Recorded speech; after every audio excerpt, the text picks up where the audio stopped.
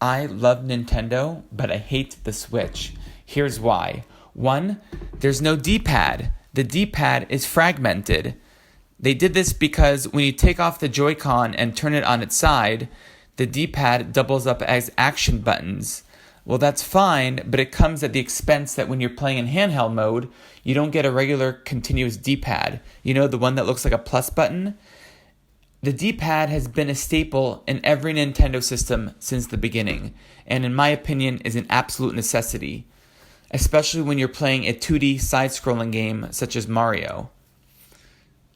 Number 2, the D-pad, or directional buttons if you will, is misaligned from the action buttons. Your lower left hand is in the lower left corner, and your right hand is in the upper right hand corner. Now, I know why they did that. It's because Nintendo decided to have the analog stick be the priority and be the one in direct horizontal alignment from the action buttons. Well, that's great if you're playing a game like Breath of the Wild or Mario Odyssey, but if you're playing a 2D side-scrolling game, you would want, ideally, the D-pad or the directional buttons to be in alignment. Well, I guess a solution to those two problems would be to include another Joy-Con that basically has a D-pad in alignment with the action buttons, so that could solve it. But Nintendo decided not to include that. Number 3, there's no stylus. Now, I know why they did this. It's because at the end of the day, the Nintendo Switch is more of a gaming tablet than an actual traditional Nintendo console or portable, handheld portable. It's because Nintendo is now trying to hop on the bandwagon of the popularity of tablets. And Nintendo is trying to distance themselves as much as they can from the Wii U.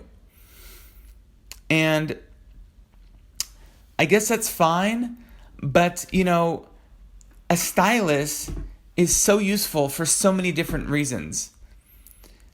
When you're drawing, the precision of a stylus, or when you're building a level in Mario Maker, to have that hardtip stylus is so important. And the fact that it's missing on the Switch, it just makes it for a lot less of a great user experience.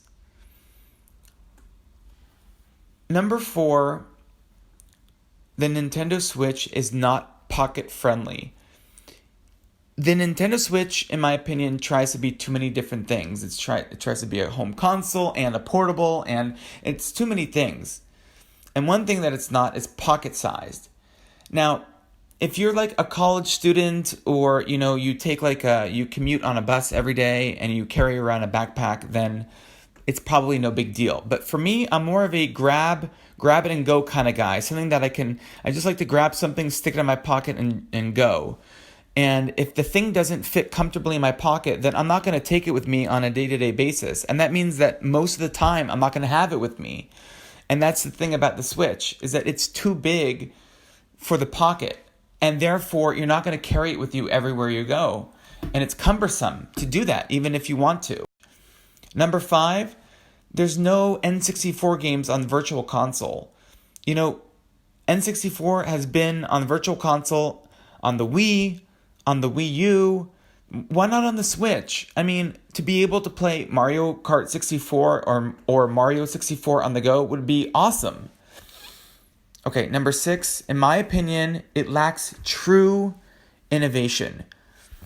What I mean by that is, if you think about it, all it really is just a generic tablet with 2 little Wii remotes on the side. That's really not innovative. I mean, it's Nintendo, for me, has always stood for innovation. They were the ones that pioneered with the D-pad, the shoulder buttons, the Rumble Pack with the N64, the Wii Remote, gave us new ways to interact with our games. So these were all innovative and unique for their time. But now Nintendo is just kind of taking it kind of too safe. It's too comfortable. So I'm sorry, but when I look at just a generic tablet with 2 remotes, that to me isn't innovation. It's more of a trend. It's like a gaming tablet, which is a trend. And if you look at the history of Nintendo was always going against the grain. They never followed trends. So this is disappointing to me. Number 7, the price. In my opinion, it's too expensive. Now, I know what you're saying. Oh, come on, $299 isn't a lot of money. Yes, it is a lot of money because it doesn't include a game and there's no D-pad, so you have to buy a Pro controller. And then you're going to want to buy a stand and a case and a screen protector. And, before you know it, the thing is like $500. That's a lot of money for anybody. Number 8, in my opinion, the games are nothing spectacular. I mean, if you look at the titles, it's just a lot of things that we already seen before. Now don't get me wrong, if you're like a huge Zelda fan, then I can understand the excitement of, Breath of the Wild or Breath of the Wild 2 or whatnot. But the games, it's just a lot of stuff that we've already seen from the Wii U. You know what I mean? It's like they're just kind of glorified ports. Captain Toad Treasure Tracker, Breath of the Wild, Mario Kart 8 Deluxe. These are just ports. Even Mario Maker is just a port from the Wii U. It's now number 2 because it has slopes? Slopes should have been there in the first one. Okay? Now, there are some things that I do like about the Nintendo Switch. Number 1, I like the fact that it's a portable that goes back to the concept of having a single screen. In my opinion, with the whole DS, 2DS, 3DS line, I felt that second screen that was there was more of a gimmick. A lot of the times, I would say 95% of the time, it was just had a icon there or something that wasn't absolutely necessary. So it was just a second screen that didn't really serve a purpose. And the Nintendo Switch proves that you do not need a second screen on a portable. So I like the fact that it has just that single screen. I think it's just the simplicity of that. Number 2, I like the fact that this is really the first portable from Nintendo that actually has an analog stick, which I appreciate because if you're playing a 3D game on the go, then it is great to have, that analog stick as opposed to the slider from the 2DS or the 3DS line. And number 3, I appreciate the fact of its ambition, that it tries to be ambitious. I appreciate its ambition. So there is some ambition here because it is trying to be different to some degree with the flexibility of how you can play and whatnot. So that I guess I could appreciate. Now, if you ask me what do I hope to see, in a future console or handheld from Nintendo, I would say let's start with a Nintendo Switch Mini. That I would like to see, something that I could fit in my pocket comfortably.